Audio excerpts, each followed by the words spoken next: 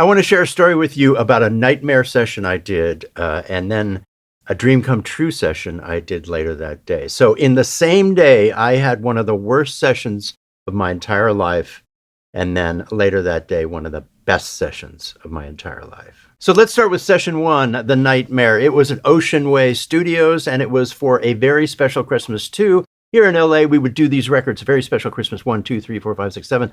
And I was on the list for a while of people who would get hired to be in the bands who would back up the artists that would do these Christmas songs in the summertime. Everybody knows in Nashville and LA and New York that Christmas records are done in the summer because everything has to be finished by the fall to release at Christmas. So I went down to the session early, and any session you do, they don't give you any information beforehand. I mean, that's part of how it works. You show up and they expect you to dive in quickly and get it immediately. And this was a cover of Jingle Bell Rock. So the original record was from 1957 by Bobby Helms, and it had a legendary guitar player, a studio guitar player named Hank Garland, providing signature riffs.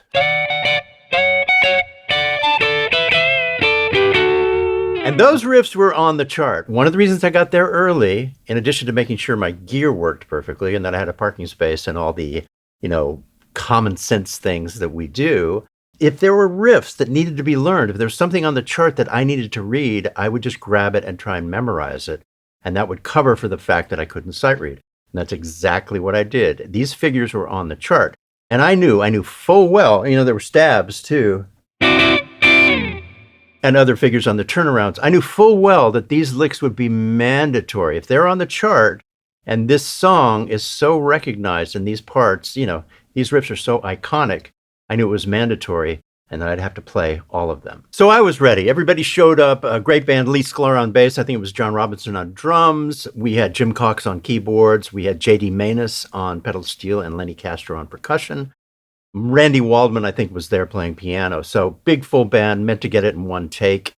And Randy Travis showed up, sweet as could be, professional, just sang great, super nice.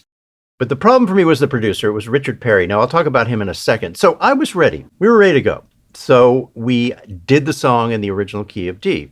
And of course, it was not right for Randy. And so we started moving around and trying new keys.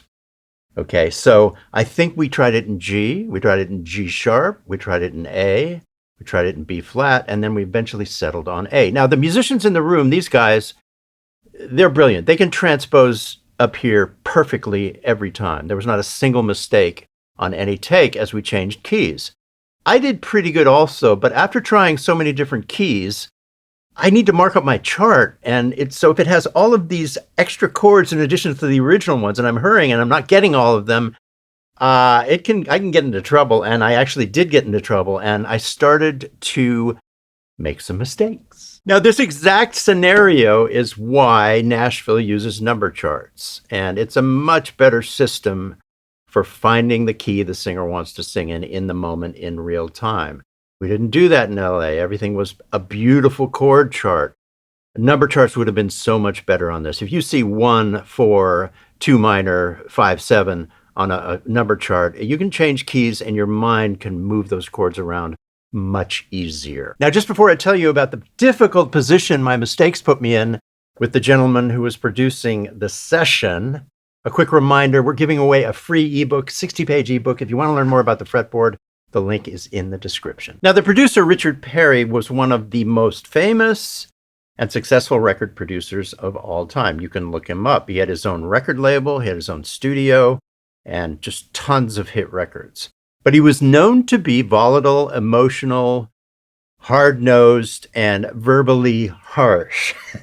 So he came out into the studio and he started yelling at me about the mistakes I was making as we were navigating this new key. And I tried to reassure him that I would get it together and I could overdub and fix my mistakes once we got the track, but that wasn't good enough for him. I forget what he said, but what happened to me in that moment was I was being dressed down in front of, my peers. And that was, you can imagine how hard that was. And then I just my shoulders tightened up and my hands literally began to shake. And Randy Travis was super nice. We took a break and he said, "You gonna be okay, buddy?" Super nice guy.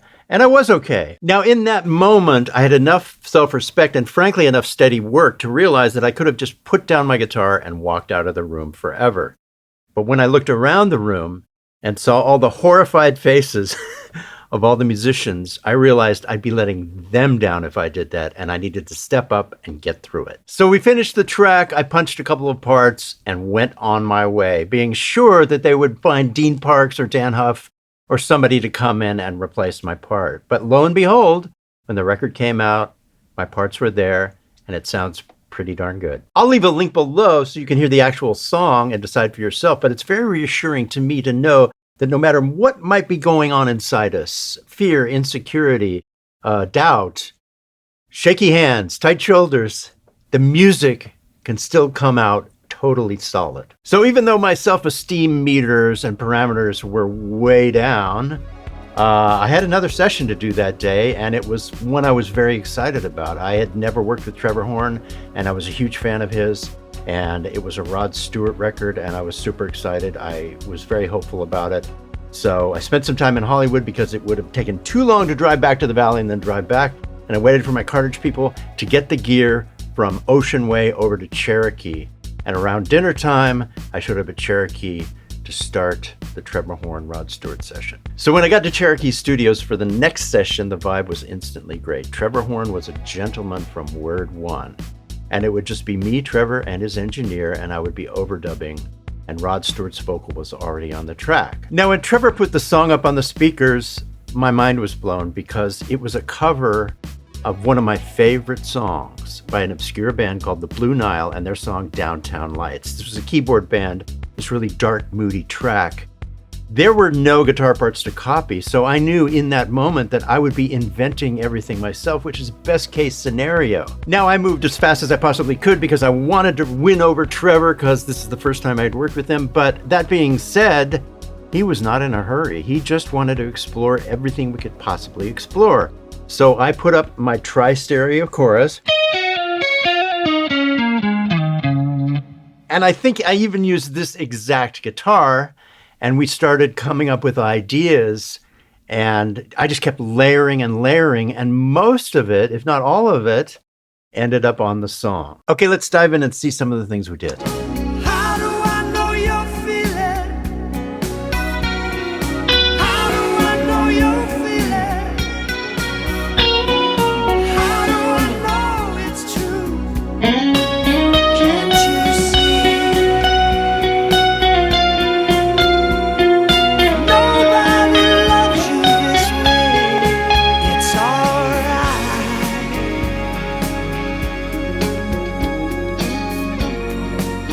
That.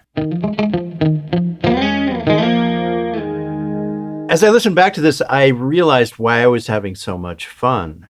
I was doing call and response with Rod Stewart. Rod didn't know it, he had already sang, but after every vocal, I was doing a fill that was just something I invented. And Trevor liked it, and they kept it, and it's on the record. It was very liberating, very free, and totally different than my morning session. So this ended up being a 6.5-minute song. There's 2 minutes of outro where I'm just playing random fills and we're just grooving and I'm repeating this phrase.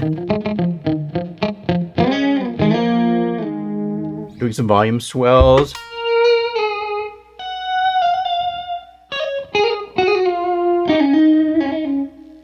So I'll leave a link below to this song and check it out. There's EBow parts that come in and there's power chords. And it was just a really free thing. Now, this began a 15-year run of work with Trevor Horn. I did tons of records with him, tons of movies, and I even got to do a Seal record with him. So, you know, after a session where I was sure I was not going to get asked back. And of course, indeed, Richard Perry never called again. But that night I went and I was able to just be myself with Trevor Horn. One door closes, one door opens, but that's the nature of life and certainly the nature of session work sometimes. So yeah, but all in one day. And wow, if I had to earn it, if I had to earn this session by doing the other session, then happily earned. Hey guys, a lot of the time YouTube will bring you my videos even though you're not subscribed. If you get the chance, click this subscribe button and ring the bell.